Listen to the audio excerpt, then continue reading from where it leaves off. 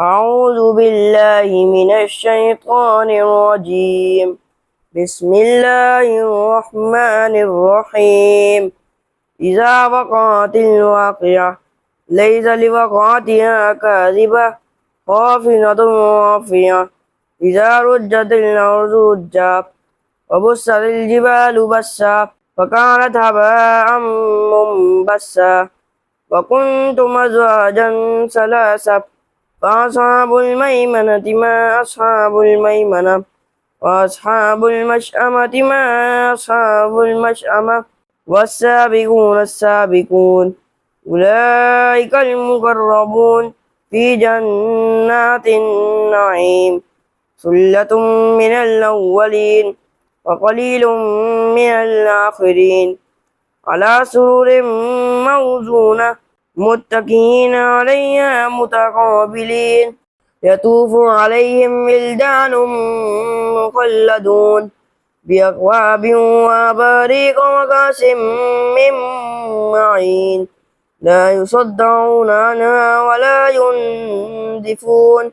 وفاكهة مما يتخيرون ولحم طير مما يشهدون وحور عين كأمثال اللؤلؤ المكنون جزاء بما كانوا يعملون لا يسمعون فيها لغوا ولا تأثيما إلا قيلا سلاما سلاما وأصحاب اليمين ما أصحاب اليمين في سدر مخضود وطلح منضود وظل ممدود وماء مسكوب وفاكهة كثيرة لا مقطوعة ولا ممنوعة وفروش مرفوعة إنا أنشأناهن إنشاء فجعلناهن أبكارا عربا أترابا لأصحاب اليمين ثلة من الأولين وثلة من الآخرين وأصحاب الشمال ما أصحاب الشمال في سموم وحميم وظل من يحموم لا بارد ولا كريم إنهم كانوا قبل ذلك مترفين وكانوا يصرون على الحنث العظيم وكانوا يقولون إذا متنا وكنا ترابا وعظاما إنا لمبعوثون أوآباؤنا الأولون قل إن الأولين والآخرين لمجموعون إلى ميقات يوم معلوم ثم إنكم أيها الضالون المكذبون لآكلون من شجر من زقوم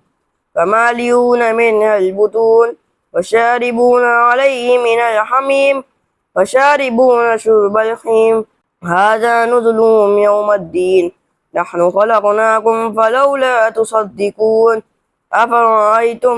ما تمنون أأنتم تخلقونه أم نحن الخالقون نحن قدرنا بينكم الموت وما نحن بمسبوقين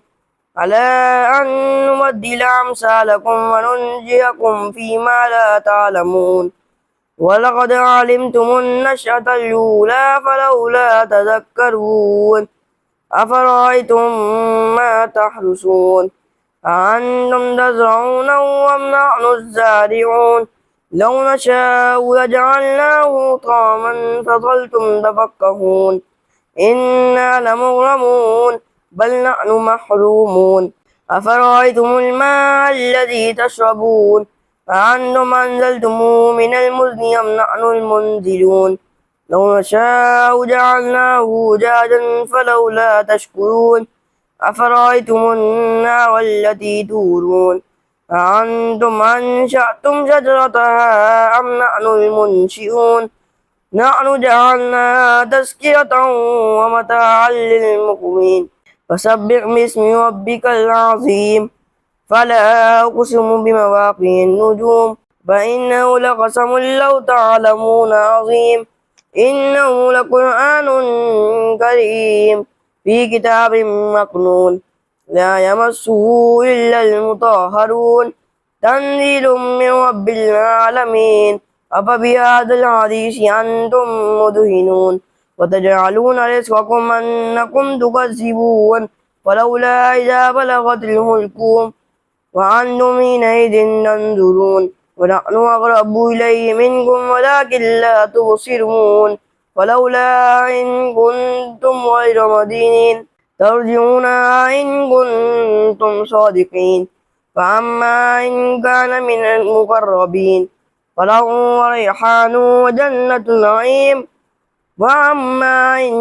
كان من أصحاب اليمين وسلام لك من أصحاب اليمين وأما إن كان من المكذبين الضالين فنزل من حميم وتصلية جحيم هذا له حق اليقين فسبح باسم ربك العظيم.